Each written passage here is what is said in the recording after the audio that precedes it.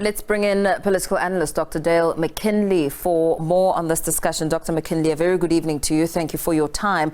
I mean, we've just listened to what Minister Parks Dow has had to say. I mean, speaking about, on one end, that the trip had been successful, but on the other end, there's no firm commitment to the reauthorization of the Agoa agreement with the US. How should we interpret all of this?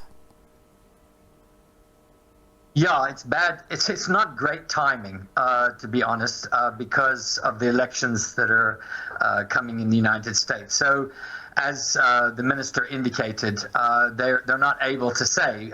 Obviously, the preference would be for the reauthorization to happen before whoever the new president would be comes into office at the beginning of next year. But it's doubtful that that will probably happen, simply because this is not high on the agenda. I don't think it's high on the political agenda in the United States at the moment. It would probably be put on the back burner in this case. So I think while they're going to have to talk it up, I think it was a positive trip, obviously from the South African government's perspective, in getting a sense of sort of like, there's no major obstacles in the way. But with U.S. politics and the possibility of a Republican candidate like Donald Trump and others coming into power, it would be very, very unpredictable as to what possibly could happen.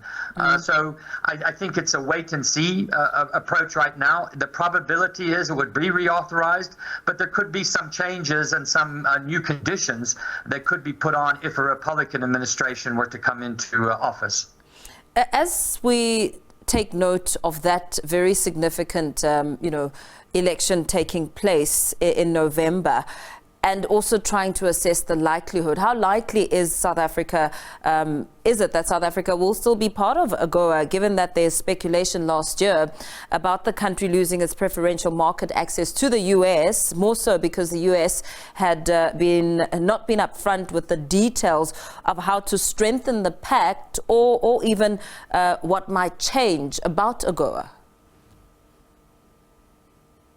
Yeah, listen, I think, obviously the political issues were around the non-aligned stance, and particularly South Africa's stance with regards to Palestine, the Gaza situation, and, of course, the Russia-Ukraine war. But that aside, I think probably, most business people and most of the sort of professional politicians, should we say, as opposed to the presidential candidates, would say that South Africa is crucial to any reauthorization of Agoa. It is it's the largest economy. It's certainly the most powerful economy in the subcontinent, at least, and it's crucial to any kind of comprehensive trade deal. Now, where it could get a little bit tricky is, as the minister indicated, is South Africa's desire to push a sort of paralleling between Agoa and the Continental Free Trade Area Agreement. And I think that's where there could be running into some issues, because that would then raise some serious questions around eligibility and who's eligible for what kinds of trade, what kinds of tariff reductions, what kinds of free exports, and so forth. So I think the less complicated, in some ways, situation would be just to reauthorize Agoa almost as is. But the desire to make it a more continentally applicable engagement would probably complicate matters, but it would certainly be better in the context of South Africa's business and the rest of the continent. Let's talk a little bit about the importance of Agoa, just looking at what it means when we look at enhancing Africa's manufacturing capabilities. Yeah, so I think, what you mentioned, there was several mentions of, for example, South African manufactured goods. So the dream in African economic sort of the future is that there's a lot of potential economic growth, but African countries are unable to really penetrate the Western markets, in particular the U.S. markets, with manufactured goods and with finished goods. So we are predominantly a primary resource sort of extractive kind of economy, and that's generally outside of South Africa. There's very few countries that would be trading in anything other than mostly natural resources, agricultural products and mineral resources. So I think it's the larger picture here for Africans, and I think for South Africa, is to try to persuade the United States and others to say, listen, it's in your interest for Africa's economy to become much more competitive, to become much more to grow, to be able to manufacture finished products, not just to be a primary resource extractivist economy as it has been for the last several decades. That's a hard sell in the short term, but in the long term, it makes sense. In the context of not only South Africa but Africa's economic prospects, but unfortunately, as we know and we can see here, Agoa and many of these trade agreements depend upon the political situation in the countries such as the United States and the EU. And if the political temperature domestically and others is not in favor of granting those kinds of concessions and being forward-looking, then it's unlikely that we're going to get the kind of agenda that we're looking for in terms of creating those manufactured goods and growing Africa's economy beyond its traditional resource dependency.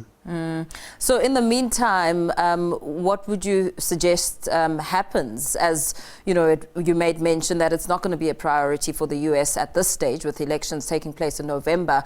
What approach should South Africa be taking? Well, I think, South Africa shouldn't look simply to the Agoa as the sort of be-all and end-all. It's an important agreement. It does provide quite a bit of a beneficiation for local industries in terms of the exports and others. But I think the real longer-term priority should be continental trade. Making sure that we, not just South Africa, but other countries, looking at, taking down barriers to that trade, taking, borders, red tape, a lot of the things that prevent intra-African trade from really happening. If South Africa can be a leader in that process and begin to start making sure that it can help, as opposed to the United States or EU being the sort of leader of an African economic sort of regrowth, to speak, but South Africa can take that lead, then I think that's the more immediate priority for us, because that will then lay a solid foundation for international trade agreements and a more powerful bargaining position.